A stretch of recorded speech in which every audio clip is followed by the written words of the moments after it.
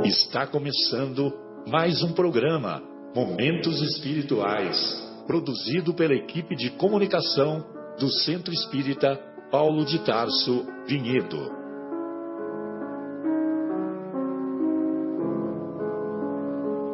Se guardas contigo o estigma do sofrimento, indagando pela solução dos velhos problemas do ser e da dor, se percebes a nuvem que prenuncia a tormenta e o vórtice traiçoeiro das ondas em que navegas, vem conosco, estudemos a rota de nossa multimilenar romagem no tempo, para sentirmos o calor da flama de nosso próprio espírito, a palpitar, imorredouro na eternidade, e acendendo o lume da esperança, perseveremos juntos em exaltação de alegria que Deus, o Pai de infinita bondade, nos traçou a divina destinação para além das estrelas.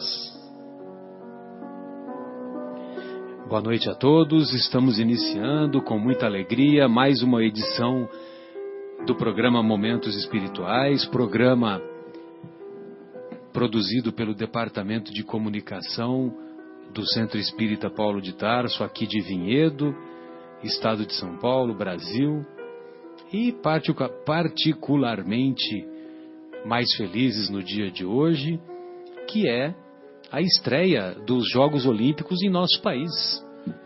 E um pouco mais felizes ainda hoje, porque acabamos de receber a chegada do nosso querido Fábio, que nos deixou saudades a semana passada, mas hoje, direto de Santa Rita do Sapucaí, ele veio para nos brindar com a sua presença. Estamos acompanhados também do nosso querido Marcos Melo, do nosso querido Guilherme e possivelmente do José Irmão, se a entrevista com a CNN não terminar, né? Ou melhor, se a entrevista terminar a tempo, né? Fiquei sabendo que ele foi convidado para, na sequência, dar uma para o BBC de Londres. Ele provavelmente não vai poder ir. Ah, perfeito. Está sendo muito requisitado. Muito requisitado. Em época de Jogos Olímpicos é assim mesmo no Brasil, né? Muito bem. Mas brincadeiras à parte, um abraço carinhoso para o nosso querido José Irmão. Um beijo carinhoso para minha querida esposa Sônia, que mandou um abraço a todos e que hoje não pode participar conosco devido às suas atividades profissionais. Muito bem. Hoje vamos discutir o capítulo 24 de O Evangelho segundo o Espiritismo. O capítulo 24 é intitulado Não coloqueis a candeia sob o alqueire. Ou seja, não coloqueis o candeeiro embaixo da cama. A luz, ela deve ser colocada, porque a luz fica no teto. A luz fica no teto, que é para facilitar a iluminação de todos. E o mesmo se dá com a candeia, que não deve ficar embaixo do alqueire, mas deve ficar no lugar alto. Então, o mestre assim se expressa lá no Evangelho de Mateus, no capítulo 5. E os capítulos 5, 6 e 7, como todos sabemos, compõem a sinfonia conhecida, a mais bela sinfonia conhecida como o Sermão da Montanha. Muito bem. Será que é por isso que o Roberto Carlos fez aquela música, A Montanha? Eu vou seguir uma luz lá no alto, eu vou... Muito bem. Então, lá no Evangelho de Mateus, no capítulo 5, num determinado momento, o mestre assim se expressa. Ninguém acende uma candeia para pô-la debaixo do alqueire. Põe-na, ao contrário, sobre o candeeiro, a fim de que ilumine a todos os que estão na casa. O candeeiro, evidentemente, é o suporte para a candeia. Agora, o alqueire, eu gostaria que vocês me ajudassem, né, na pesquisa aí do significado real da palavra, que eu confesso que eu já procurei outras vezes, mas eu me esqueci. Eu acho que é uma espécie de velador, né? Que nem a gente coloca a vela sobre o velador. Eu acho que alqueire é uma palavra que designa um local onde você coloca aquele material antigo que a gente usava, aquelas lâmpadas de querosene, aquelas coisas. Sim, né, mas aí ficaria embaixo, né? Por isso que ele está falando, né? Que é não pôr debaixo disso, né? Debaixo, para pô-la debaixo do alqueire, né? Não que aí a luz vai ficar limitada, né? Isso, então é para ir bem no alto a luz, né? Perfeito. Nas pesquisas aqui que eu fiz, aqui está que o alqueire era como se fosse uma bacia, uma vasilha onde se media um cereal.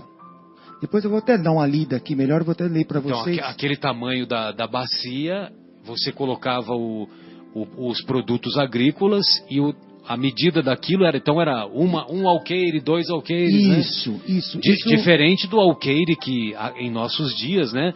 Que aqui na região sudeste, um alqueire de terra é igual a 25 mil metros quadrados. É isso mesmo. Agora tem alqueires que são maiores, né? O alqueire goiano, o alqueire Mato Grosso. Acho que Minas dobro, é o mesmo que o nosso. O sul de Minas acho que é o mesmo que o nosso. E este alqueire, essa vasilha, segundo eu li aqui, eu vou ver se eu vou encontrar aqui depois eu leio para vocês. Deixa eu ajudar. Eu procurei aqui no Pai dos Burros. No Pai dos Burros, que antigamente era o Aurélio. Aliás, antes do Aurélio era a nossa querida enciclopédia Delta La Rússia, que aqueles vendedores batiam na nossa porta. Você lembra da enciclopédia? E a Barça é mais moderna. Mais moderna. Eu ganhei a Delta La Rússia, que era do meu avô. É verdade, Delta La Rússia. Com PH, lembra que a gente falou da vez passada? É verdade. Mas essa parábola de Jesus, também da parábola da lâmpada debaixo do alqueire, também é conhecida como parábola da luz do mundo. E aqui na Wikipedia eles estão dizendo que aqui o alqueire é uso antiquado para vaso, pote ou vasilhame. Então é parecido com o que você estava encontrando ali, né? Perfeito. Ele media, acho que, não sei, aqui, acho que 34 litros, ou seja, não é uma vasilha meio grandinha, né? Uma vasilha grandinha para os produtos agrícolas lá, né? Legal. Um medidor. Tá bom, então quer dizer, quando Jesus diz para não pôr a candeia debaixo do alqueire, é isso, né? Porque a luz ou a iluminação ficaria limitada, né? Ficaria restrita. Então veja você, né? Que é um pensamento tão simples e tão profundo ao mesmo tempo, né? Impressionante. Que é o que caracteriza os ensinos que compõem as palavras de vida eterna. Muito bem. Aí, numa outra passagem do Evangelho, agora em Lucas, né? O Lucas assim escreve: ninguém há que, depois de ter acendido uma candeia, a cubra com um vaso ou a ponha debaixo da cama. Põe-na sobre o candeeiro, a fim de que os que entrem vejam a luz, pois nada há secreto que não haja de ser descoberto, nem nada oculto que não haja de ser conhecido e de aparecer publicamente. Aí já há um desdobramento na questão, né? Aí já há um desdobramento, né? Porque vejam vocês que além do ensinamento da luz ser colocada no lugar mais alto, com o objetivo de iluminar, de esclarecer, aí Jesus já amplia o conceito, dizendo que aquilo que nós fazemos de maneira escondida, de maneira secreta, não venha a ser descoberto, né? Então, e ainda ele completa, ele afirma, o governador planetário, para afirmar isso, espírito criador de planetas, criador de mundos, nada oculto, que não existe nada oculto que não haja de ser conhecido e de aparecer publicamente. Então, aquilo que nós fazemos debaixo dos panos, lembra daquela música do Ney Matogrosso? Debaixo dos panos? Então, aquilo que fazemos debaixo dos panos, que nós achamos que ninguém vai detectar, que não será visto, que não está prejudicando ninguém, né? Então, por exemplo, em tempos de Operação Lava Jato, nós ficamos sabendo, né, que milhões são desviados. E esses milhões de reais que são desviados, quando você vai aprofundar as investigações com aqueles que cometeram o delito, no pensamento deles, nós vamos encontrar o seguinte raciocínio: olha, o orçamento é 100 milhões. 1 milhão é 1%. 1% eu não vou prejudicar ninguém, né? Então o raciocínio daqueles que cometem o delito, o raciocínio é esse, né? É 1%, o que eu vou prejudicar? Não vai prejudicar nada, né? E eu também mereço, a responsabilidade é minha, né? Eles ainda falam isso, né? A responsabilidade é muito grande, é minha. Então, quer dizer, há uma inversão de valores, né? E lógico que isso é feito às escondidas, né? Às escuras. É feito, vamos dizer assim, de maneira secreta. E só que o tempo se encarrega de mostrar que esse pensamento é um pensamento equivocado, né? Que mesmo que seja R$1 ou 1 centavo, não lhe pertence. E você está lá para administrar, você está lá para honrar, você está lá para fazer uma administração correta daqueles valores, uma administração que você seja um exemplo para a sociedade, para a comunidade, né, Guilherme? Para a comunidade. Então, o erro todo é esse, né? O erro todo não é só o desvio de valores que são vultosas somas, mas o erro também se compõe do exemplo negativo que é dado, né? Então, logicamente que isso também nós podemos ampliar para outros raciocínios, para outros argumentos, né? E nós vamos nos recordar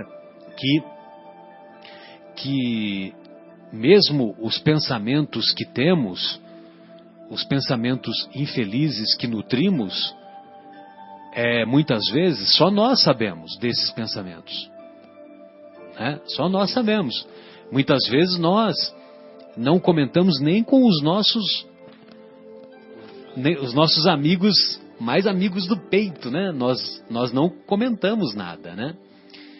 Só que esses pensamentos, eles são detectados pelos benfeitores espirituais, e esses benfeitores, como eles são amigos, e eles nos querem bem, eles nos querem fazer avançar, então eles nos inspiram para que transformemos esses pensamentos infelizes, para que apuremos esses pensamentos, para que sublimemos essas energias, muitas vezes desviadas, né? Energias desvirtuadas ou desvirtuosas, né?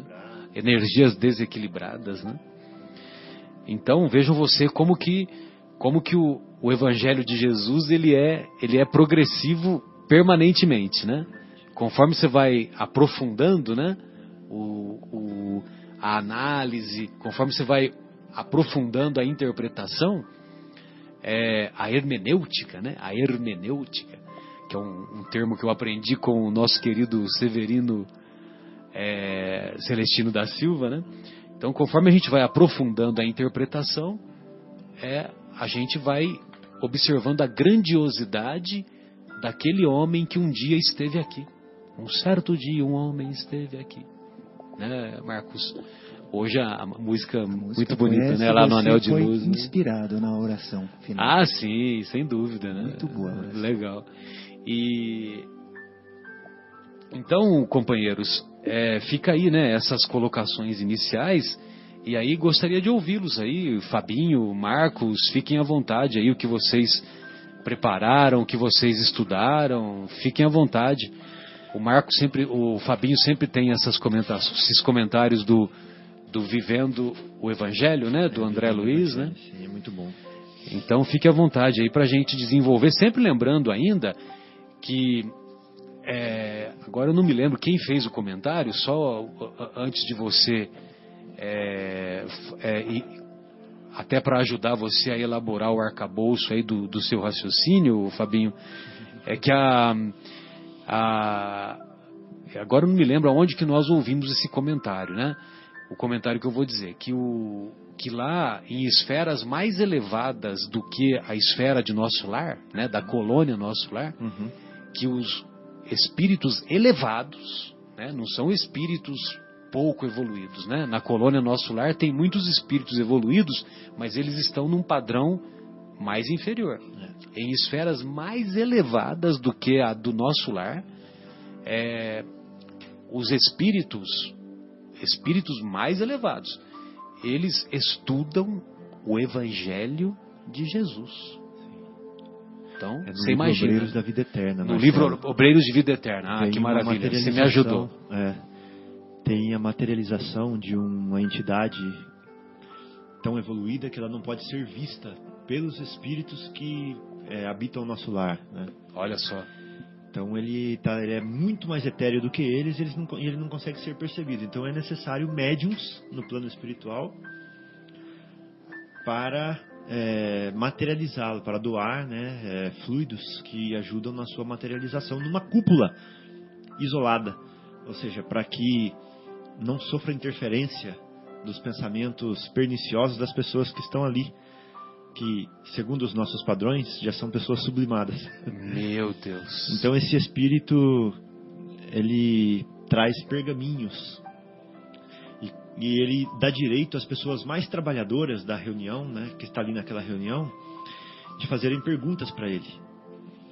E aí as pessoas que são as mais trabalhadoras, as que têm mais mérito, fazem perguntas, e ele, para todas as perguntas, ele vai lá, ele abre o pergaminho numa passagem de Jesus e lê a passagem de Jesus que responde a pergunta que aquela pessoa fez, que tem a ver com os problemas do dia a dia dela, né?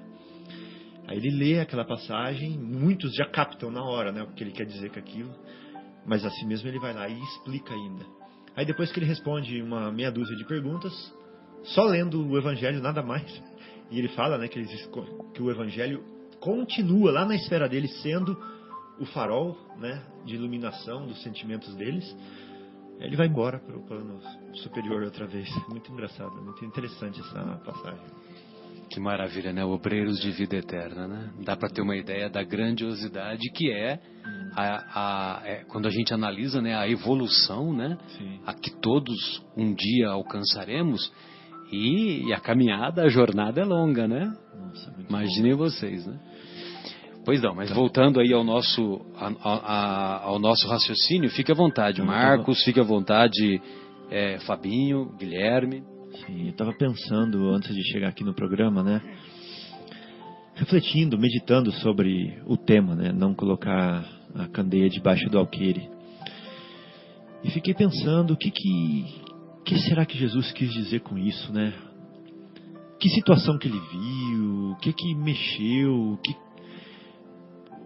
onde que ele nos quer levar com esse ensinamento? Será que está pegando isso dentro de mim, né, de verdade? Ou eu só sei chegar aqui no programa de rádio e explicar o que significa isso? O que significa as palavras dele? Será que elas mexeram comigo a tal ponto que estão me ajudando a transformar, a reformar os meus sentimentos, o meu modo de ser, meu modo de agir, né? Porque senão, se for só para eu chegar aqui no programa de rádio e falar assim, ó, candeia significa isso, alqueire significa aquilo, Jesus quis dizer isso, Jesus quis dizer aquilo, beleza, vamos embora, né? Não serve para nada, né? Isso aí é só pegar uma enciclopédia, ler, né? Igual o Guilherme falou, pegar um dicionário e tal. Agora, nós estamos aqui para degustar isso, né? Para ver se isso está nos tocando, né? Se isso está mexendo com a gente. Então eu vou lá e decido. Mexendo verdadeiramente. Verdadeiramente. Então eu vou lá e falo assim, não, eu preciso fazer brilhar a minha luz. Porque é isso, né? Não colocar a candeia debaixo do alqueire. é fazer brilhar a minha luz, né? É fazer de fato ser o sal da terra, não é verdade? Ou seja, o que o sal faz com os alimentos? Ele realça o sabor dos alimentos, né? Então, será que eu estou sendo a luz do caminho? Será que eu estou sendo o sal da terra, né? Será que eu estou fazendo brilhar a minha luz? Será que eu estou sendo bom ao invés de só não ser mal? Né? Aí eu falo assim, não, eu vou estudar então, vou estudar bastante. Estou estudando bastante para brilhar a minha luz. Tá, mas será que eu estou aplicando o conhecimento do que eu estou estudando? Né? Ou então eu falo assim, não, eu vou meditar, eu medito 3 vezes por dia, meia hora, tal, para minha luz brilhar, né? Mas será que eu estou usando o que eu aprendi na meditação para encarar a realidade também, né? Do dia a dia? Estou aprendendo bastante tudo, mas será que eu estou tendo iniciativa com aquilo que eu estou aprendendo? Né? E estou ensinando as pessoas, né? Estou vindo aqui no programa de rádio falando aquilo que eu sei, que eu aprendi. Mas será que eu pratico isso que eu estou fazendo, que eu estou falando? Né?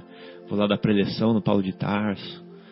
Né? Será que eu pratico as coisas que eu estou falando lá? E a gente, quando está falando com os outros, com o vizinho, com os parentes, será que a gente pratica? Né? Então estou lendo bastante, mas será que eu estou ficando só no texto? Lá no trânsito, né? No trânsito, né? Estou aprendendo sobre paciência todos os dias nos livrinhos do Emmanuel, né? Pão Nosso, Palavras de Vida Eterna, Via de Luz. Aí eu saio com o carro, então vou falar a verdade agora, tá? Aí eu saio do carro, passa aquele senhor que faz uma besteira na minha frente e aqui vem aquele sentimento horrível dentro de mim, né? Então, quer dizer, distante da serenidade. Distante da serenidade. Mesmo no momento que eu estou escutando uma palestra linda no rádio, nesse momento, né? Então é isso, a consciência que o Espiritismo nos dá, né? É para ser assim, mais do que uma simples adesão intelectual, né? Aos seus postulados, à sua doutrina, à sua ideia. O que a gente tem que fazer de verdade é proclamar o que a gente pensa, assim, falar, ensinar, tudo, mas mais do que isso é viver isso, né? Que a gente está aprendendo.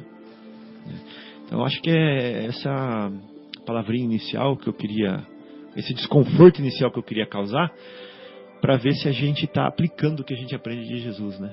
Que eu acho que é o mais importante, senão a gente vai repetir de ano. Sem dúvida, né? E nos esforçarmos para nos tornarmos pessoas melhores, que através do nosso exemplo nós sejamos sem a pretensão, né, de querer ser mais do que os outros. Sim. Nós sejamos uma luz, né, uma luz para aqueles que estão junto com a nossa caminhada, né, que estão junto na nossa caminhada. E essa é a melhor luz, né? É a nossa própria vida, né? Não as nossas palavras, não o que a gente escreve, nem nada. A nossa vida é a melhor luz que a gente pode deixar, né? Comportamento, né? Sem dúvida. Uhum. E aí, Marcos? É verdade. E o Fabinho até puxa. Eu gosto quando você fala que eu, nas minhas pesquisas, eu gosto disso. Eu aqui vivo nas pesquisas mesmo e aprendendo aí com vocês. Mas, ó, e nós com você. Aqui até você falou de vivenciar o Evangelho, né? E aqui no livro Um Novo Olhar sobre o Evangelho, da Beatriz Carvalho, sim, ela fala justamente isso aqui, olha. As suas repreensões na realidade, cadê? Perdi aqui. Nas suas repreensões na realidade de Jesus, né, foram igualmente direcionadas a todos os seres humanos, né, em todas as épocas, no momento para que aqueles que, conhecendo o Evangelho e não o vivenciam, né, não o divulgam e muitas vezes impedem o acesso daqueles que buscam. Né? Então ele fala para todos. Né? Talvez ele estivesse falando para os discípulos que estavam ali perto, olha, vamos divulgar o que vocês, a luz que vocês têm, né? E pratiquem isso. Né? Mas nós vamos até desenvolver um pouco mais, porque aqui até fala nesse livro que você também não deve insistir, né, para a pessoa e querer colocar na cabeça dela a sua doutrina. vai chegar o momento certo dela ter. E tem um momento... Não podemos ter essa pretensão, exatamente, né? Foi isso que eu quis dizer agora há pouco. Exato, como você falou. E quando a pessoa solicitar de você esta luz, que você a ofereça. Interessante, né? E até tem uma passagem também, depois eu vou ver aonde é que está, mas Jesus, ele até diz aos discípulos que não passe aos pagãos aquela informação que eles não estavam preparados para recebê-la. Né? Você vê que interessante que ele fala. Eles não estão prontos. Vocês serão alvos de zombarias, de chacotas, coisas assim. Eles não estão prontos para receber. Ide primeiro as ovelhas desgarradas de Israel. Isso mesmo. Então você vê que... Os próprios judeus, né? Eu também queria comentar isso aí depois. Não, pode falar. Mas é que eu queria falar uma coisa antes. Então fala. Continuando nesse... Você terminou, Marcos? Terminei. Se você quiser continuar o raciocínio. Não, vamos lá. Eu queria ler um trechinho que é super pertinente a isso que nós estamos falando aqui agora. E aí depois você volta no raciocínio dele, que ele te mesmo. Inspirou. Ah, tá. É porque é uma brecha. É um encadeamento. Então, olha só. A gente está falando de o melhor jeito de acender a luz é dar o exemplo, né? É mostrar a vida de acordo com o Evangelho, né? Essa é a melhor luz que a gente pode dar, assim como fez o Cristo. A sua vida foi a luz que ele nos deixou. Então aqui está escrito assim, ó: ensine o Evangelho, mas exemplifique o ensinamento. Explique a tolerância, tá, Marcos? Mas tolere o desaforo, né? Disserte sobre o amor, Marcelo, mas ame o semelhante. Né? Discurse sobre a coragem, Guilherme, mas seja forte no momento difícil. Fale sobre a caridade, Fábio, mas não deixe de ajudar o próximo. Esclareça sobre a esperança, mas conserve o ânimo na adversidade. Discorra sobre a fé, mas confie na providência divina. Exalte o bem, mas exercite a bondade. Lecione a humildade, mas tente ser humilde. Jesus disse que ninguém acende uma candeia para lhe tapar a claridade. Da mesma forma, não esconda o que você sabe. Leia, estude e exponha as lições do Evangelho, certo de que o conhecimento é a candeia, mas o exemplo é a luz. Lindo, hein? Legal, né? Ponha em ação suas palavras, né? O conhecimento é a candeia, fala. Mas a luz é o exemplo.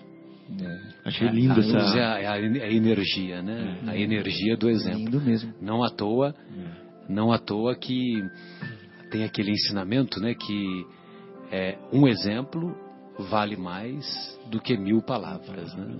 Então, lindíssimo, muito legal. Então a gente faz o Twitter. Twitter são 140 caracteres, é isso? Foi isso que eu ouvi, né? Eu também não tenho, mas tem, o pessoal comenta, são 140 caracteres. Então 140, 150 seriam 6 Twitters, dão 900, né? Estou arredondando, né? Então 7 tweetadas seriam, olha o número, né? 7 tweetadas seriam 1000 palavras, né? E então quer dizer, 7 tweetadas vale menos que um exemplo. Vale menos do que um exemplo, né? E às vezes a gente vê, né, o pessoal... Eu também não tenho Twitter, viu, Guilherme? Mas eu estou dizendo que às vezes a gente vê o pessoal comentar, né? E tem tantas bobagens, né, que são colocadas. Mas mesmo aquelas que são mais edificantes, vamos supor, você pega lá 7 tweetadas edificantes. Elas valem menos do que um exemplo. Né? Com certeza. Guilherme, podemos fazer a nossa pausa? Parece que o Marcos Melo gostaria de fazer uma breve exposição sobre essa pausa musical, não é isso? A chamada hoje é dele. Vamos lá, Marcos. Obrigado. Eu sugeri ao Guilherme, logo quando nós chegamos, fazer uma homenagem a um artista que desencarnou hoje. Né? O nome dele é Vanderly, é um cantor de música popular brasileira lá de Minas, lá da nossa Belo Horizonte. Eu acho que é da região ali, mas ele começou o sucesso dele em Belo Horizonte. E tem um acervo, uma obra maravilhosa que ele deixou e desencarnou essa manhã, Vanderly. Então eu pedi para o Guilherme, põe uma música do Vanderly, né? Meu Jardim. Retornamos então com o programa Momentos Espirituais. Estamos hoje aqui na agradável companhia do nosso Marcos Melo, do nosso Fábio, do nosso Guilherme. Sentimos a saudade da nossa querida Sônia, do nosso querido João, do Marcos André e também do nosso querido José Irmão, né? Que no início aqui nós fizemos os comentários sempre com o objetivo de descontrair. E estamos estudando o capítulo 24 de O Evangelho segundo o Espiritismo, capítulo intitulado Não Coloqueis a Candeia sob o Alqueire. Muito bem, e agora há pouco estávamos discutindo aqui nos bastidores do estúdio, direto do estúdio da Rádio Capela FM 105,9, esse trecho em que Jesus diz assim: pois nada há secreto que não haja de ser descoberto, nem nada oculto que não haja de ser conhecido e de aparecer publicamente. Muito bem, se nós nos recordarmos as civilizações antigas, a trajetória das civilizações antigas, nós vamos encontrar nos templos do Egito Antigo, nos templos da Grécia Antiga, nos templos dos próprios judeus, determinadas pessoas que eram ensinadas pelos sacerdotes, essas pessoas ficaram conhecidas como iniciados. E havia toda uma estrutura de avaliação para a escolha desses iniciados. E a esses iniciados eram revelados os ensinamentos esotéricos, com S. Esotéricos com S, diferente de exotéricos com X. Os ensinamentos exotéricos com X eram aqueles que eram ensinados para a massa comum da população, que se dirigia aos templos para cultuar os mais numerosos deuses que aquelas civilizações cultuavam. Só que poucos ensinamentos eram realmente passados pelos sacerdotes. Agora, nas reuniões limitadas, nas reuniões que eram dedicadas ao ensino aos iniciados, todo o conhecimento da época era passado para esses iniciados. Então, os sacerdotes dos templos de Ísis, dos templos de Osíris, os sacerdotes dos inumeráveis templos do politeísmo grego, da Pérsia, de inumeráveis, né, outros lá da antiguidade. Mais tarde vieram também os deuses do paganismo romano, né, da Roma antiga. Esses iniciados, eles eram brindados pelo esclarecimento do conhecimento que era passado pelos sacerdotes. E eles tinham sim o conhecimento do Deus único, apesar de eles cultuarem vários deuses, mas na intimidade do relacionamento, o conhecimento deles era do Deus único.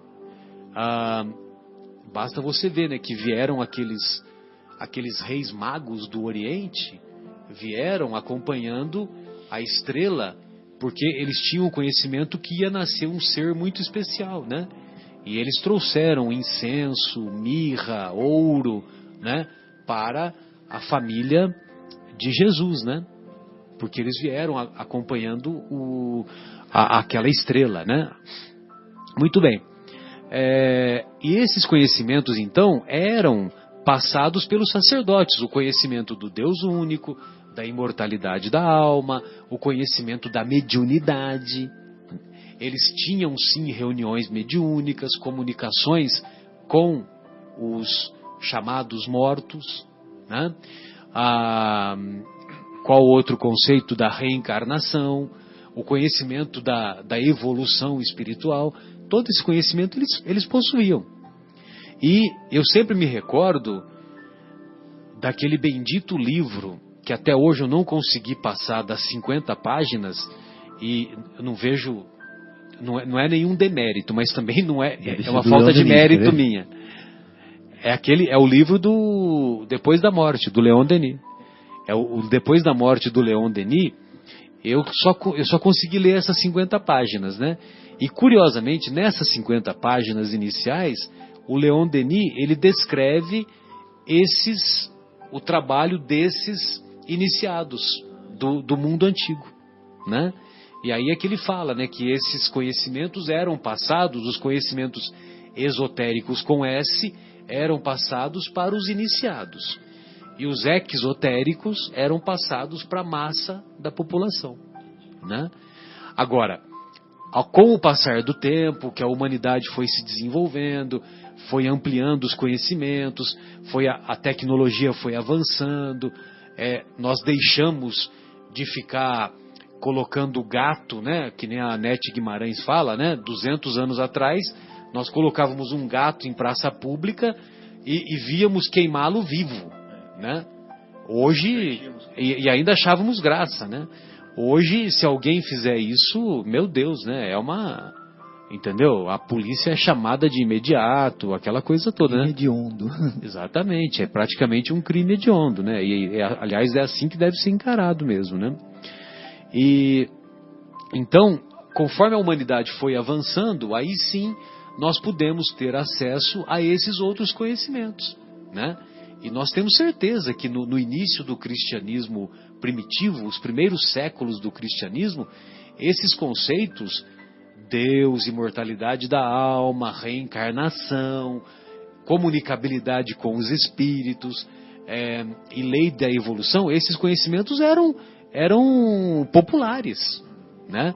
Só que, infelizmente, houve um desvirtuamento, né? Houve uma posse desses conhecimentos pelos sacerdotes que deram início ao catolicismo na sua forma hierárquica, né? Que foi perdendo aquela pureza com o objetivo de dominar, né? De dominar a sociedade. Aí esses conhecimentos de Jesus passaram a se tornar restritos apenas aos mosteiros, né? E inclusive nós nos lembramos daquele filme do Umberto Eco, né? Quer dizer, daquele livro do Umberto Eco, que depois virou filme, muito bem protagonizado pelo Sean Connery, né? Que é O Nome da Rosa. O Nome da Rosa, né? Que eu acredito que vocês já viram esse filme. E esses ensinamentos, eles eram em latim. Acho que era justamente para que ninguém entendesse mesmo. E as missas em latim eram até a década de 60, pois ou até outro dia. Pois é. A década de 60 do século passado. É algo assim, né? Você fala, poxa, é bem restrito, né? Você está escondendo a candeia debaixo do alqueire, né? Essa é uma forma também, né? Para que o conhecimento não chegue aos demais, como deveria. Agora, uma coisa que eu acho interessante, talvez eu vou abrir uma pequena polêmica aqui, mas espero que a gente consiga controlá-la, tá? Não saia do controle. Mas é que uma interpretação irresponsável ou ligeira dos ensinamentos de Jesus podem nos levar a entender as próprias palavras de Jesus como contradições, né? Então, por exemplo, ele fala assim, ó, não coloqueis a candeia debaixo do alqueire, né? Então a gente pensa assim, tem que mostrar o que a gente faz de bom, né? Mas por outro lado, ele fala assim, não deixai que a vossa mão direita saiba o que faz a esquerda, ou vice-versa, né? Então dá a impressão que você tem que fazer, mas não tem que ficar fazendo alarde, não ficar mostrando. E são dois ensinamentos que, se confrontados, parecem que são opostos, né? Parece que ele fala para você andar para frente e depois manda você andar para trás, né? Mas um exame atento da didática, né, da pedagogia de Jesus, vai nos mostrar que o objetivo dele é sempre a educação dos nossos sentimentos, né? Então tem um sentimentozinho que não deixa a gente colocar a luz em cima do candeeiro, que é o sentimento de acomodação, né? Que é o sentimento de deixar tudo como está, e de não buscar superação, e de não buscar melhoria e evolução da gente e daqueles que nos cercam. Então é isso que ele quer combater. Ele quer combater esse sentimento de acomodação. Já o outro oposto, quando ele fala que é para uma mão não saber o que a outra faz, qual o sentimento que ele está querendo combater nesse daí, né? Ele está querendo combater já o oposto, que é a soberba, né? Que é a vaidade, que é a pessoa querer holofotes, querer situação de privilégio, né? De ênfase, de evidência, né? Então ele está nos ensinando, nos educando com esses dois ensinamentos a trabalhar com sentimentos perniciosos diferentes, né? Mas não que o que ele esteja nos ensinando seja uma coisa ao contrário da outra. Né? E vai de encontro àquele outro ensinamento, dai de graça o que recebeis, né? Ou seja, aquele bem que você recebeu, a mediunidade, né? Ou o conhecimento, não que passe para frente sem cobrar nada em troca, né? Nem sem você ter. Acho que vai de encontro ao que você está falando. O nada em troca é o quê? Você também não se achar o máximo porque você tem esse conhecimento, né? Ou até, evidente, cobrar, querer ter algum benefício por ter esse conhecimento, que é o que o Marcelo estava falando a respeito da antiguidade, né? Das religiões antigas, ou até algumas que detêm o conhecimento e detêm só para eles e manipulam de uma forma o que melhor lhe convém, né? Lhe convém.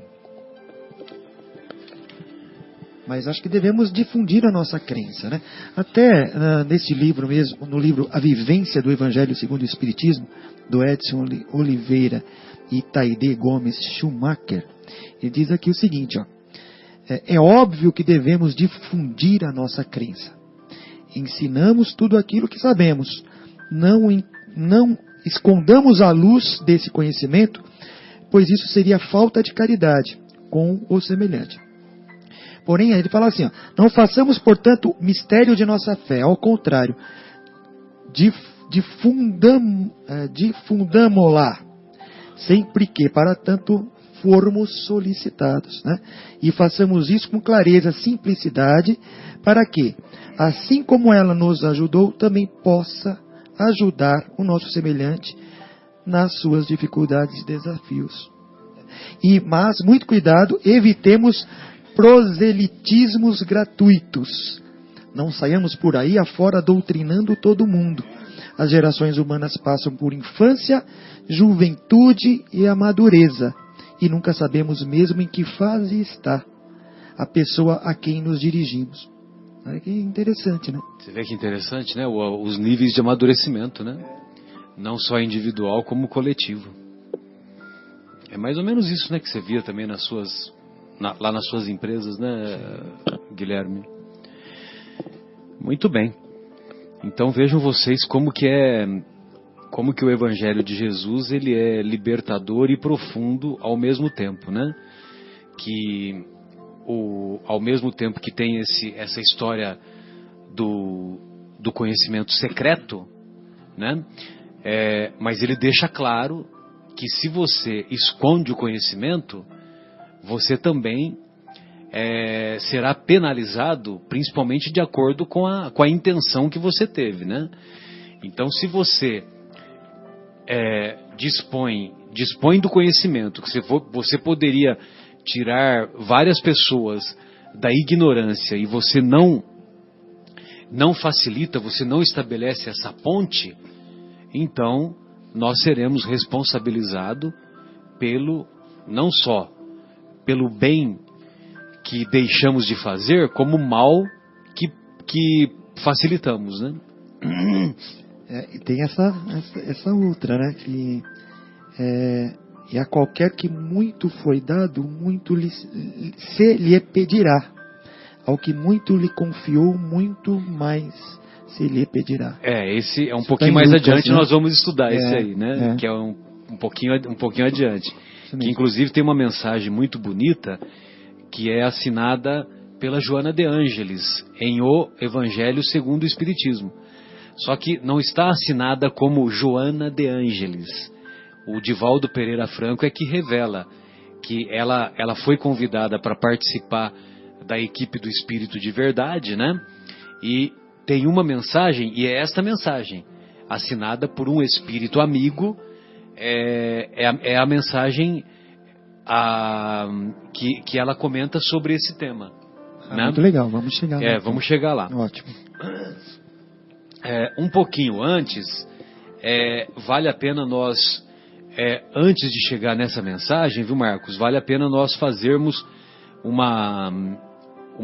algumas reflexões a respeito do motivo pelo qual Jesus fala por parábolas, né? Olha só que interessante. Nós vamos encontrar essa passagem lá em Mateus, no capítulo 13, né? Nas anotações de Mateus. Então, essa passagem encontra-se lá no capítulo 13, nos versículos de 10 a 15. Então, sempre vale a pena ler, porque os ensinamentos de Jesus, quando nós ouvimos a sua voz, parece que ela é mais tocante, né? Ela é mais profunda. E nós estamos ouvindo essa voz na acústica da alma há 20 longos séculos. E continuamos teimando em não aceitá-la. Aproximando-se, disseram-lhe os discípulos: por que lhes falas por parábolas? Respondendo-lhes, disse ele: é porque a vós outros foi dado conhecer os mistérios do reino dos céus, mas a eles isso não lhes foi dado. Porque àquele que já tem, mais se lhe dará, e ele ficará na abundância. Àquele, entretanto, que não tem, mesmo o que tem, se lhe tirará. Falo-lhes por parábolas, porque vendo, não veem, e ouvindo, não escutam e não compreendem. E neles se cumprirá a profecia de Isaías que diz: ouvireis com os vossos ouvidos e não escutareis. Olhareis com os vossos olhos e não vereis. Porque o coração deste povo se tornou insensível, e seus ouvidos se tornaram surdos e fecharam os olhos, para não acontecer que seus olhos vejam e seus ouvidos ouçam, e seu coração entenda, e se convertam, e assim eu os cure. Nossa, que lindo. Demais, né? Olha só, os olhos veem e os ouvidos ouçam, o seu coração entenda. Quando a gente ouve, quando a gente vê, o coração entende. E quando o coração entende, nós nos convertemos. E na conversão estabelece-se a cura, estabelece-se a salvação. A salvação não no sentido teológico, né, que foi deturpado ao longo do tempo, mas a salvação no sentido de agarrarmos, nós que estávamos lá no abismo, agarrarmos nas mãos misericordiosas do Mestre e, enfim, aceitar o convite que ouvimos há 20 longos séculos na acústica da alma. Voltarmos para o caminho, né? Pois não, Marcos? Não, é justamente o que nós estávamos lendo, né? Dos que os olhos, o que não... Seus ouvidos se tornaram surdos, fecharam os olhos, para que seus olhos não vejam e seus ouvidos não ouçam. Eu acho até aqui, assim, por exemplo, eles são os que não estão, nesse caso, Marcelo, não sei se é isso, minha dúvida até. Não, aqueles que não estão preparados para receber aquilo, eles não entendem. É o nível de amadurecimento que você leu agora há pouco. Eles não entendem. Amadurecimento individual e coletivo. E tem um detalhe. Mesmo ouvindo e vendo, eles não tocaram eles. Não eles toca o coração. Não entenderam. Exato. Né? Muitos não tocaram o coração. Sim. Muitos, na hora de mandar, de escolher entre Jesus e Barrabás, os sacerdotes passaram oferecendo moedas e eles não titubearam. Apesar de ter aplaudido o mestre alguns dias antes, momentos antes, ele não entrou em Jerusalém, dizem os historiadores, 15 dias antes da morte? A igreja, na tradição da Igreja Católica, o domingo de Ramos antecede o domingo da Páscoa. Mas, de acordo com os historiadores, quando Jesus entra de maneira triunfal em Jerusalém, montado em um burro, de acordo com a profecia, inclusive, né? Quando ele entra, a multidão o aplaude. A multidão o aplaude. Agora, 15 dias depois, a mesma multidão, o que faz? A mesma multidão... Estava escolhendo outro. A mesma multidão escolhe Jesus para que seja morto na cruz e liberta um sanguinário, né, um assassino chamado Barrabás, né? Desculpa, Guilherme, gostaria de ouvi-lo. Não, imagina. Tem um detalhe da fala de Jesus que eu acho que é importante. Que ele diz, não se deve pôr a candeia debaixo do alqueire, mas sobre o candeeiro, a fim de que todos os que entram possam vê-la. Alguns não querem entrar. Entram na casa. Então ele fala assim, né? Eu estou aqui num site de explicação do Evangelho, de interpretação, certo. E aqui esses estudiosos colocam assim: ela não diz que tenhamos de revelar inconsideravelmente todas as coisas, pois todo ensinamento deve ser proporcional à inteligência de quem o recebe e porque há pessoas que uma luz muito viva pode ofuscar sem esclarecer. Que é o tal do amadurecimento. Não entendi. Não joguei pérolas aos porcos. Perfeito. Exatamente. É isso mesmo, Fabinho.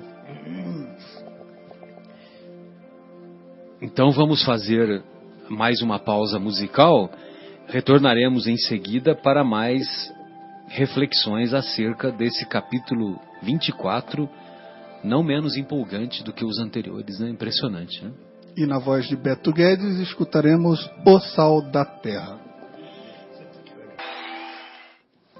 Retornamos então com o programa Momentos Espirituais, diretamente da Rádio Capela, Vinhedo. E queremos agradecer a manifestação de todos os ouvintes. O Marcelo está muito bem. Foi só uma respirada pelo estômago que ele deu. O ar foi para o lado errado.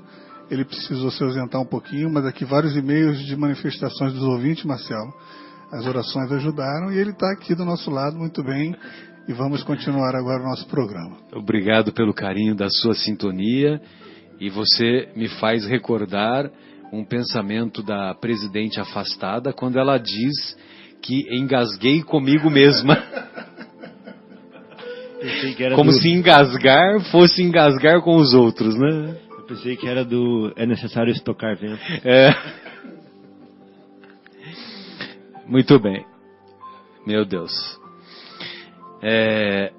Vale a pena nós fazermos uma reflexão então a respeito por que Jesus fala por parábolas, porque Jesus, como era um grande mestre, é um grande mestre, e os mestres orientais, eles se caracterizavam pela excelência em sua pedagogia. E ele deixa claro que ele fazia a mesma coisa que os sacerdotes do Antigo Egito faziam, que os sacerdotes da Antiga Grécia faziam, e daqueles países, né, da Babilônia, os persas, etc, etc. Porque quando ele fazia o discurso para o povão, ele ele fazia o discurso para o povão, deixou lá os ensinamentos, o Sermão do Monte, todos aqueles os outros 6 sermões, né, além do Sermão do Monte. Ele passava os ensinamentos normalmente. Só que tinha alguns ensinamentos que ele deixava reservado para os apóstolos, né? Aqueles que mais tarde se transformaram nos apóstolos.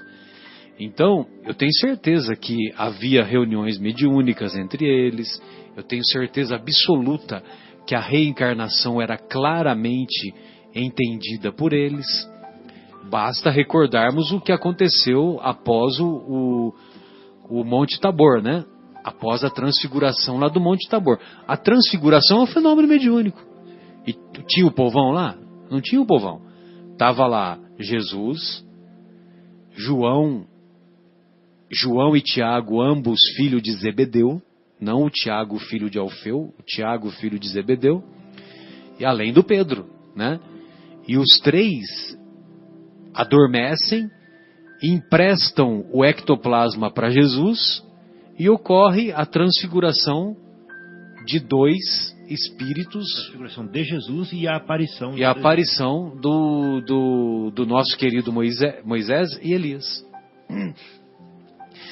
E esse fenômeno ficou assim tão evidente, tão patente, que Pedro pergunta para Jesus: Mestre, queres que eu monte uma tenda para Moisés e outra para Elias? Olha só, a ingenuidade, né, da pergunta. E Pedro, meu Deus, Pedro é um dos principais seguidores de Jesus, só que ele não tinha esse conhecimento. Mas eu tenho certeza que esse conhecimento foi alcançado depois, na intimidade da convivência de Jesus com os discípulos. No livro do Humberto de Campos, A Boa Nova, tem uma passagem, logo depois da passagem de Nicodemos, né, falando sobre a reencarnação, onde os apóstolos indagam e Jesus explica mais detalhadamente para eles o que os outros não tiveram oportunidade de ouvir. Exatamente. E nesse livro Boa Nova, Fabinho, nós vamos ver várias passagens dos mais variados discípulos, né, tendo conversas em particular com Jesus, né? E Jesus vai tirando essas angústias, né? Vai diminuindo essas ansiedades que eles tinham também, né?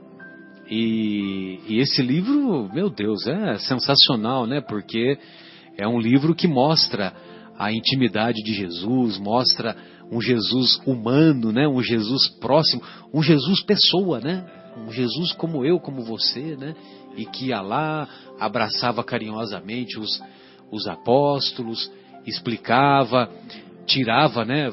Consolava, estendia a mão, né? Então, firmava esses conceitos de maneira bem sólida no coração daqueles que mais tarde se configuraram como os grandes divulgadores, né, da doutrina de Jesus, e divulgadores que foram muito importantes porque permitiram que esses ensinamentos atravessassem os 20 séculos. E na acústica da nossa alma ouvimos esse convite. Então, quando a gente fala de que muitos ouvem, mas não assimilam, né, aquilo que ouviram no coração, não é que a gente está falando que a gente é melhor do que ninguém, que a gente assimila, porque nós mesmos temos que ouvir muitas e muitas vezes para em algum momento cair a ficha, né? A gente tem que ler o mesmo livro às vezes várias vezes, a gente tem que estudar o mesmo tema muitas vezes, e cada vez a gente o vê com uma ótica diferente, né? E nunca abrangemos tudo. Está longe ainda, né? Tamanha a profundidade do ensinamento do mestre. Então a gente vê às vezes corações endurecidos em ilusões, em tendências, em insistência, em erros, que passam enceguecidos às vezes por esses ensinamentos, né? As pessoas não se dão conta, não toca, não fala nada para ela. tudo bem, vai chegar o momento dessa pessoa, né? Hoje eu, por exemplo, se eu vejo um quadro de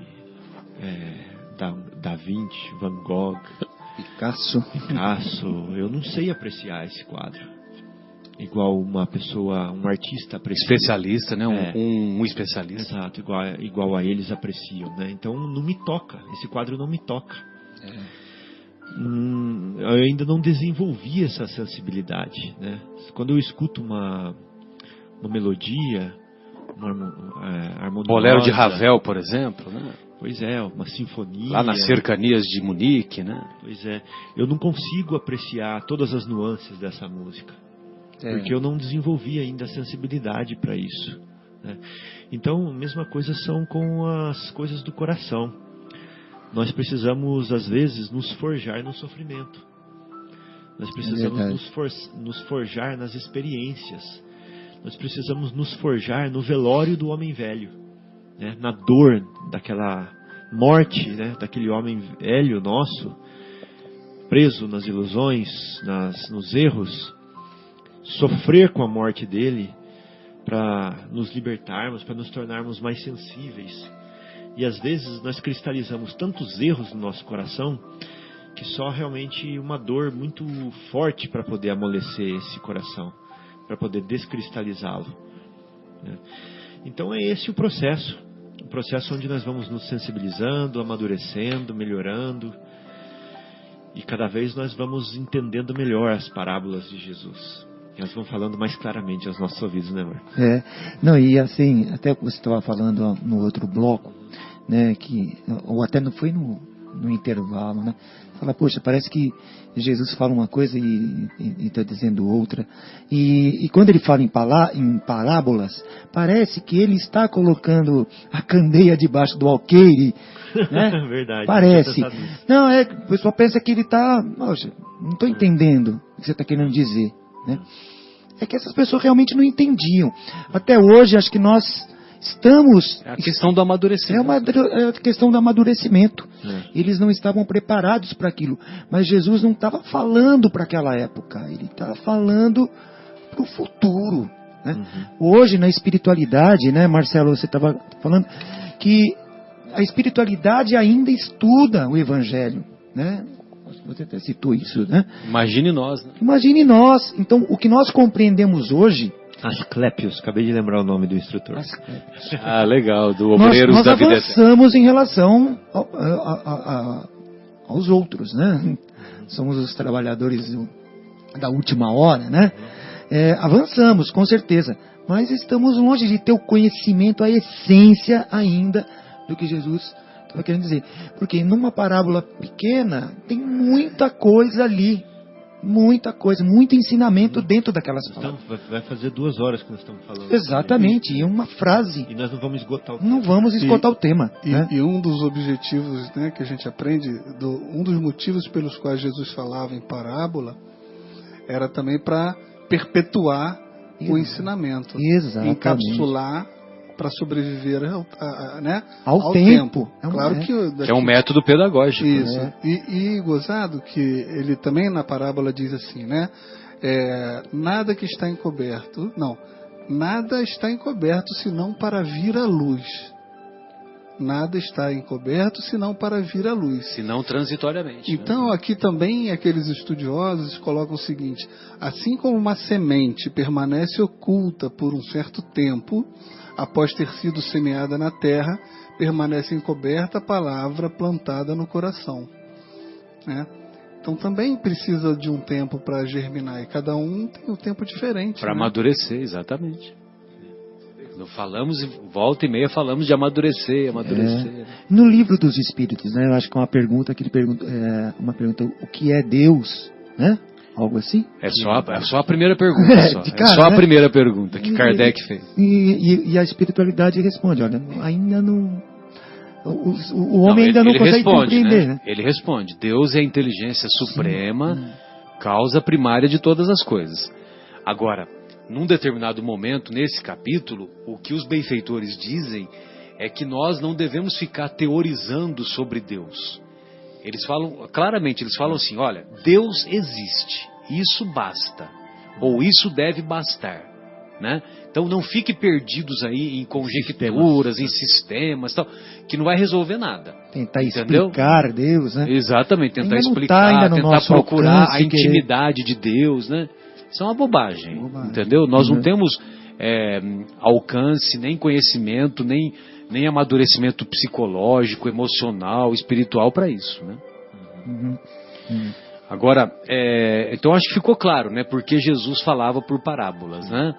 Jesus falava por parábolas para que não só as histórias permitissem a perpetuação do ensinamento, né? Sim. Através da história é mais fácil de você conseguir manter o ensinamento, né? Que as pessoas se lembram da história e vai contando. E o Emmanuel fala, Marcelo, que Jesus se autodeclarava o semeador. Sim, sim. E aí o Emmanuel explica que as parábolas são as sementes. As parábolas são as sementes. Ou seja, não as parábolas são as sementes, mas as parábolas são sementes. Você vê que interessante? E num ele jogou, e germinou. Germinando. Então, e quando a semente, num determinado momento, a semente morre. Só que quando ela morre, ela se transforma nas mais variadas plantas, vegetações, né? Então... E é bem a parábola do semeador. Exatamente. Quando essa semente é jogada num solo fértil, ela brota e segue produz 100 por 1, né? 100 por 1. Muito bem. O semeador saiu a semear. E agora desenvolvendo então um pouquinho esse tema aí que o Marcos fez a referência, e cá entre nós, se a gente for se apegar à letra, é difícil de entender, né? Então Jesus fala assim, porque a vós outros foi dado conhecer os mistérios do reino dos céus, mas a eles isso não lhes foi dado. Por quê? Àquele que já tem, mais se lhe dará. E aquele que não tem, mesmo o que tem, se lhe tirará. Então parece uma incongruência, né, que Jesus fala, principalmente se a gente faz uma análise do ponto de vista econômico, do ponto de vista social. Então você imagina, né, o cara já é rico, né? Então aquele que tem dinheiro, ele vai ter mais ainda e vai ficar mais em abundância. Agora, aquele que é pobre, mesmo aquele pouco que tem, vai ser tirado. Entendeu? Então, quer dizer, se a gente for fazer uma análise ao pé da letra e nessa perspectiva material, nessa perspectiva econômica, então a gente fica louco, né? A gente fala, que justiça é essa? É verdade. Entendeu? Agora, como diz o nosso querido Haroldo, será que Jesus está falando isso mesmo? Ou ele está falando um pouco mais? Né? Então ele está falando um pouco mais, né? Isso daí já é, ou seja, na hora dele explicar a parábola, porque ele fala em parábola, ele fala outra vez em parábola. Isso é uma parábola, né? De Exatamente. Dar mais para quem tem mais e tirar de quem tem menos. Exatamente. Aí nós vamos pedir o socorro, né? Parafraseando o nosso Haroldo, né? A essa mensagem intitulada, assinada pelo Um Espírito Amigo. E que o nosso querido Divaldo Franco revelou que um espírito amigo é a nossa querida Joana de Ângeles. Mas todas as vezes ou só nessa mensagem? No Evangelho é só tem uma mensagem. Assinada assim, um espírito amigo? Me desculpe, Fabinho, porque agora eu não tenho certeza se são uma ou se são duas. Certo, não, tudo bem. Eu tinha a impressão que um espírito amigo aparece várias vezes, mas é porque são outras assinaturas, né? E eu confundi com essa. Mas no Evangelho... depois foi revelado, é a Joana de Ângeles. E quem foi Joana de Ângeles? Lá no Evangelho. No Evangelho é a de Cusa? É a Joana de Cusa. Joana de Cusa. Ela é Cusa. Joana, ela era casada com Cusa. Por isso que é Joana de Cusa. Então, ela havia enviuvado, ela era casada com Cusa, e esse Cusa, ele era um alto funcionário do governo romano, que morava lá em Israel, né? Aí quando ela fica viúva, ela conhece Jesus.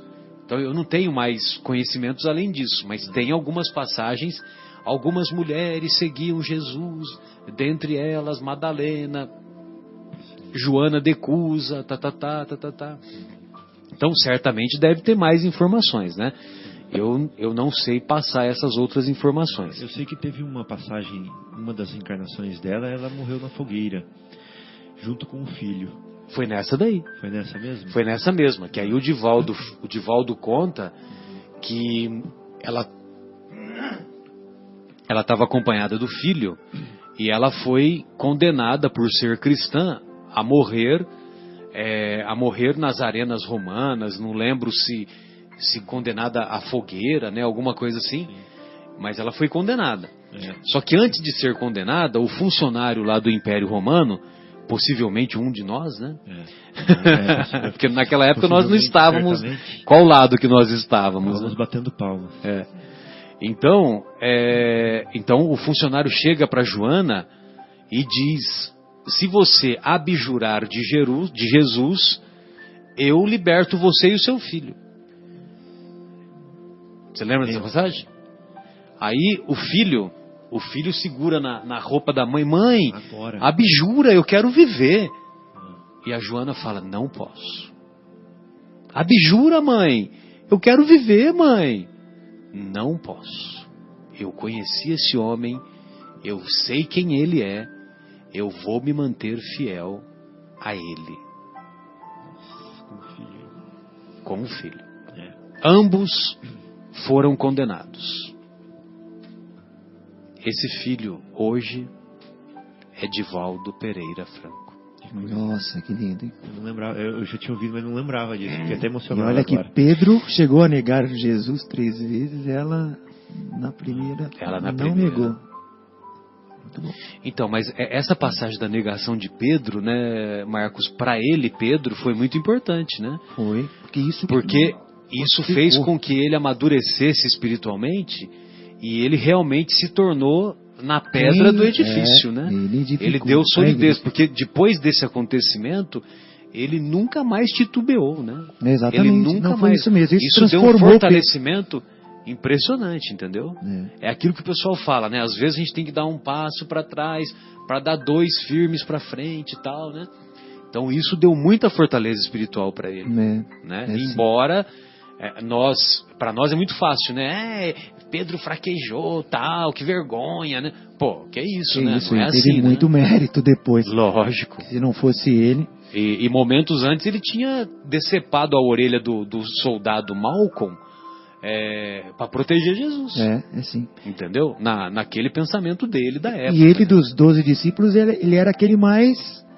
Não, o guerreiro, ele andava armado com a faca, né, com a daguinha ali na cintura, dizem, né? Mas dizem que ele era o mais esquentado dos... a princípio sim, né? A princípio era o mais esquentado, né? Mas depois a gente vai ver que o cara se modificou completamente. Né? Sim. Você ia fazer um comentário, Guilherme? Desculpe. Então, aí a Joana de Ângeles, ela faz esse comentário sobre o dá ao que já tem e tira ao que não tem, né? Então ela diz assim: dá-se ao que já tem e tira-se ao que não tem. Meditai esses grandes ensinamentos que se vos hão muitas vezes afigurado paradoxais, né? Ou seja, ela está falando que parece uma incoerência de Jesus, né? E Jesus muitas vezes faz isso, né? Ele faz você pensar de um jeito e ao mesmo tempo de outro, né? Basta ver aquela famosa parábola do mordomo infiel, né? Do administrador infiel. Que, aliás, tem um vídeo no YouTube, né? Do Haroldo Dutra Dias que esclarece demais essa parábola. Inclusive, eu tenho alguns amigos que são seguidores de outras religiões e, lógico que nem por isso nós vamos deixar de ter amizade com eles, né? E eu mostrei esse vídeo para esses amigos, sabe, o Fabinho? E eles ficaram encantados, entendeu? Esse e aquele da parábola do bom samaritano, né? Entendeu?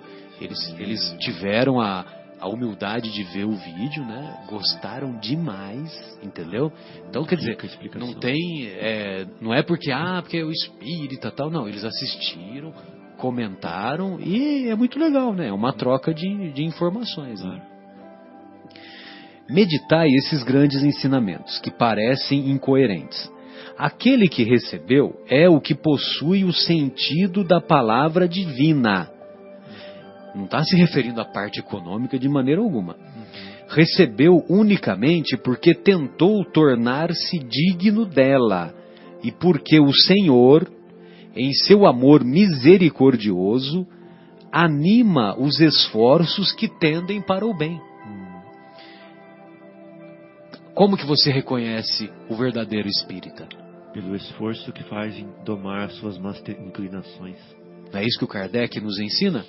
Reconhece-se o verdadeiro espírita pelos esforços que faz em se tornar uma boa pessoa. Esse é o verdadeiro espírita. Se nós continuamos na mesma passada, nós estamos titubeando, né? É verdade. Então, agora, se o verdadeiro espírita é aquele que está sempre lutando para diminuir as suas imperfeições e multiplicar as suas virtudes. Constantes, perseverantes, esses esforços atraem as graças do Senhor. Então, quando você está lá se esforçando para se tornar uma pessoa melhor, então, os benfeitores espirituais, eles vão ajudar você. Basta você ver a biografia do Chico, né? Um cara sozinho, no interior de Minas, pobre, entendeu? Mas cheio de coragem, cheio de amor. Fundou um centro espírita nos anos 30, do lado da igreja matriz de Pedro Leopoldo, que era uma cidade pequena na época, 5 mil, 10 mil habitantes, mas você imagina a coragem que um homem tem que ter aos 20 anos de idade para fundar um centro espírita, né? Entendeu? Por volta do início dos anos 30. E quanto mais ele fazia, mais os benfeitores o ajudavam. Investiam. Né? Investiam nele. Investiam nele. A princípio, o Geraldinho diz que a princípio a missão dele era escrever 30 livros. Só que aí ele teve tanto mérito que os benfeitores espirituais tomaram posse da vida dele. Né? Ele até usa esse termo, né? Isso, tomaram posse da vida dele. E aí o trabalho que o Chico fez é um trabalho que só alguns séculos mais tarde é que a humanidade vai valorizar. Com certeza. Você pega um livro como Palavras de Vida Eterna, pelo amor de Deus, né? Se fosse o Haroldo ajudar, eu acho que esse legado do Emmanuel ia passar quase 100% batido para mim. É possível. Se não fosse uma pessoa não só para você, como espiritualmente, né, de vir e degustar, mastigar e aprofundar. Agora eu consigo saborear, mas com a ajuda de alguém mais preparado, né? Porque ele vai lá e disseca, né? É verdade. Então, essas pessoas que se esforçam para o bem, elas são pessoas constantes, perseverantes e fazem com que esses esforços atraem as graças do Senhor. São um ímã que chama a si o que é progressivamente melhor. As graças copiosas que vos fazem fortes para galgar a montanha santa, em cujo cume está o repouso após o labor. Então, quando nós chegarmos lá na montanha, é que virá o repouso após o trabalho edificante, né? Agora, não vamos entender esse repouso por não fazer nada também, né? Como repouso eterno. Repouso eterno, né? Muito bem. Aí agora ela vai para o raciocínio ao contrário. Tira-se ao que não tem, ou tem pouco. Tomai isso como uma antítese figurada, diz o benfeitor espiritual. Deus não retira das suas criaturas o bem que se haja dignado de fazer-lhes. Deus não retira aquilo que você conquistou, de maneira alguma. A posse do conhecimento, a posse das suas virtudes não são retiradas. Isso é seu, é patrimônio seu. Aliás, é o único patrimônio real que nós temos, né? Muito bem. Então Deus não retira das suas criaturas o bem que se haja dignado de fazer-lhes. Homens cegos e surdos, abri as vossas inteligências e os vossos corações. Vede pelo vosso espírito ouvi pela vossa alma e não interpreteis de modo tão grosseiramente injusto as palavras daquele que fez brilhar aos vossos olhos a justiça do Senhor.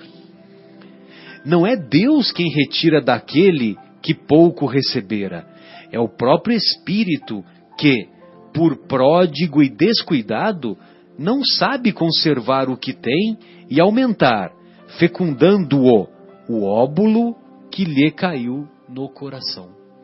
Então ela usa essas impressões fortes, né? O benfeitor, um espírito amigo, o benfeitor espiritual usa essas expressões fortes para deixar claro que a interpretação correta não é que Deus retira as suas coisas, né? Mas o que acontece é que a responsabilidade é da pessoa que se afasta de Deus. Porque se eu não me esforço, as oportunidades não aparecem. Exatamente. Então me tira a oportunidade. Ou somem. Ou somem. Ou somem. Então, aí ela continua, né? Quando eu falo ela, é que eu estou me lembrando da Joana de Ângeles, né? Aquele que não cultiva o campo que o trabalho de seu pai lhe granjeou e que lhe coube em herança, o vê cobrir-se de ervas parasitas. Então, quer dizer, eu recebi do meu pai um campo, só que eu deixo o campo lá ao Deus dará, eu não me esforço, eu sou indisciplinado, eu não cuido. O que vai acontecer com o campo? Vai se encher de ervas daninhas, vai se encher de parasitas, vai se encher de elementos destrutivos.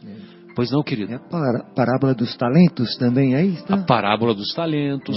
Nós podemos também lembrar da parábola do filho pródigo. O filho pródigo, A parábola do filho pródigo, Marcos, Guilherme, Fábio, tem os estudiosos que dizem que a parábola do filho pródigo é como se fosse um evangelho dentro do próprio evangelho. Sim. Né? É um retrato do amor de Deus, né? Para com seus filhos. Exatamente. Então, aquele filho pródigo, ele se afasta do pai, né? Quem é o pai? É Deus, né? É o Senhor, né? Ele se afasta do pai e aí, quando ele está comendo a ração junto com os porcos, ele se lembra do pai, né? E tem o outro filho que fala, poxa pai, eu não te abandonei em nenhum momento, e agora o outro volta, você faz uma baita de uma festa, você nunca fez festa pra mim. Você já sente, tem esse outro lado também, daqueles que compreendem Deus. Exatamente. Né? As coisas que Deus nos coloca na vida, que às vezes se revoltam, né? Ah, por que Deus fez isso comigo? Por que comigo? A gente não pode perguntar para Deus por que comigo, né? Devemos ter o amadurecimento de perguntar o que devemos aprender com essa situação, com esse desafio, né? Bom, então ela continua. É que a parábola do filho pródigo, né, Marcos? Aí é uma outra... É um programa para ela. Ou vários programas. Ou vários, Aquele que não cultiva o campo que o trabalho do seu pai lhe granjeou e que lhe coube em herança, o vê cobrir-se de ervas parasitas. É seu pai quem lhe tira as colheitas que ele não quis preparar? Foi o pai que tirou as colheitas? Não. Lógico que não. Se a falta de cuidado deixou destruíssem as sementes destinadas a produzir nesse campo, é a seu pai que lhe cabe acusar por nada produzirem elas? Então, quer dizer, ele foi indisciplinado, ele não cuidou do campo. Aí Deus é o culpado? Né? É o que nós fazemos, né? Explicação sensacional, né? Quando temos um desafio perante a vida, né?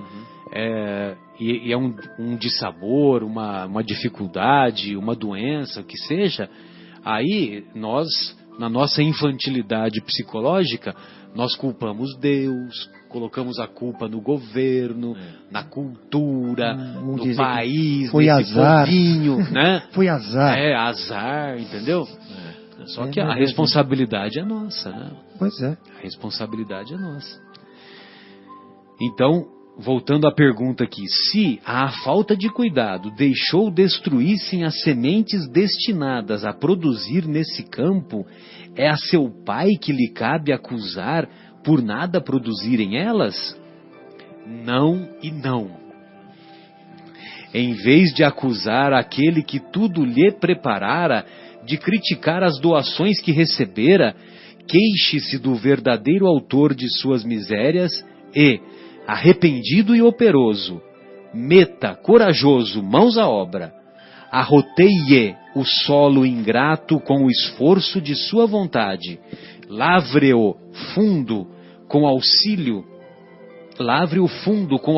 do arrependimento e da esperança, lance nele, confiante, a semente que haja separado por boa dentre as más. Regue-o com o seu amor e a sua caridade. E Deus, o Deus de amor e de caridade, dará àquele que já recebera. Verá ele então coroados de êxito os seus esforços, e um grão produzir 100 e outros 1000. Como você lembrou aí da parábola do semeador. Ânimo, trabalhadores, tomai dos vossos arados e das vossas charruas, lavrai os vossos corações, arrancai deles a cisânia, semeai a boa semente que o Senhor vos confia, e o orvalho do amor lhe fará produzir frutos de caridade. Um Espírito Amigo, Bordeaux, 1862. Arrancai deles a cisânia. Comente sobre a cisânia, Fábio. Vou deixar para você, Marcelo. 40 minutos para dissertar. Não, é porque tem a parábola da cisânia e do... Como é que se chama? Do trigo. A gente usa o termo trigo e... joio e o trigo, né? A cisânia é sinônimo de joio. Então, arrancai a cisânia seria arrancar o joio, né? Só que é aquela história, né? Nessa parábola do trigo, Jesus nos ensina que os dois devem crescer juntos, né? O joio e o trigo. Porque se a gente cortar, se nós quisermos cortar elas numa fase mais inicial, é muito difícil de você identificar quem é quem. Agora, quando elas crescem, elas são maiores, aí você identifica com mais clareza. Parece que uma cai e a outra permanece em pé. Né? Uma cai. Aí você vê, opa, essa aqui caiu.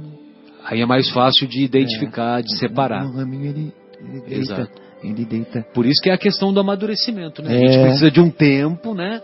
Pra gente ver quem é quem, né? Mas sabe que nesse texto do Espírito Amigo, tem tantas parábolas aí dentro, né? Do semeador, do filho pródigo. Agora, você falou quase há pouco do arado, que nós debatemos na semana passada. Pegai o arado e a charrua, né? E não olhe para trás. Quem olha para trás não é digno do reino dos céus, né? Que ele fala, né? Exato. Tem até isso aí, tá? Que ele tá tudo... Nossa, eu falei, puxa... Você vê como as parábolas dos ensinamentos de Jesus, um encaixa ao outro, um liga-se ao outro. Não há separação, é uma coisa... Elas se complementam. Se complementam. Sem dúvida. Por isso que são ensinamentos de vida eterna, né? São palavras de vida eterna. E uma outra reflexão aqui que nós poderíamos fazer... Você estava falando, eu estava pensando no que eu ia falar e agora eu me esqueci, né? Perdão, acabei. Por favor, aí, me socorra, Fabinho, porque agora eu me esqueci. Dar um recado para os espíritas, né, que estejam ouvindo o programa. E os não espíritas também. E essa aqui vai mais assim, para os espíritas, porque eu acho que, de uma certa forma, por ser uma revelação, né, que nós tivemos recentemente dos espíritos, nós podemos achar que nós estamos em vantagens com relação aos nossos outros irmãos de outras denominações. Exatamente. E nós assim não consideramos. E nós assim não consideramos porque nós sabemos que espalhados nas diversas religiões existem corações queridos do Cristo, né? Corações que seguem, que estão conectados com o Cristo, independentemente da denominação religiosa. Então não é isso. Então para os espíritas que sejam, por exemplo, prepotentes e que achem que não é assim, eu queria ler esse pedacinho aqui, ó, que é natural, pois que desejes transmitir aos outros a alegria e as luzes que residem em teu coração e que adquiriste ao contato da doutrina espírita. É natural fazer isso, né? Entretanto, antes de qualquer programação mais ampla na difusão do Espiritismo, pensa naqueles que estão à tua volta. Olha só o que ele está falando aqui, ó. Antes de você ficar pensando que vai propagar o Espiritismo para todo mundo, vamos pensar primeiro nos que estão à nossa volta. Olha só, dando um chacoalhão. Na intimidade do lar. Viu, Guilherme? Você falou assim, quem sabe a minha missão é conviver com a Leila, né? Então, ó, na intimidade do lar, na família, no grupo de trabalho, no meio social em que transitas, é provável que tuas palavras sejam sementes de luz, clareando o caminho de quantos mourejam no sofrimento ao teu lado. Utiliza o conhecimento da reencarnação, Marcelo, perante as idiosincrasias, socorro, do parente difícil. Ou seja, acho que os comportamentos... aquele comportamento, né? Que é assim, a idiosincrasia, o cara tem um comportamento e é tipo assim a síndrome da Gabriela, entendeu? Eu sou assim, você sempre é assim, entendeu? Então é um cara que ele tem reação, ele tem resistência a se modificar, entendeu? É mais ou menos isso. Então tem a ver, porque ele fala assim, utiliza o conhecimento da reencarnação perante essas pessoas que acham que nunca vai mudar, né? Mobiliza a ideia da imortalidade na ocasião de perda e de dor que você fez, Marcos. Conselho, né, que você deu para aquela amiga. Recorda a influência espiritual. Você vê que ele está só falando de coisas da doutrina espírita, reencarnação, influência espiritual. Recorda a influência espiritual diante dos transtornos familiares mais aflitivos. Então, ó, aplica a doutrina espírita. Aplica os ensinamentos de Jesus nas relações pessoais. Apesar de trabalho modesto e anônimo, modesto e anônimo, esta é a propaganda mais eficiente, porque traz o selo do exemplo. É claro que a tribuna é muito mais fascinante, porque está cercada de holofotes e de aplausos. Contudo, se isso tivesse alguma importância, a tribuna, Jesus não teria nascido em um simples estábulo.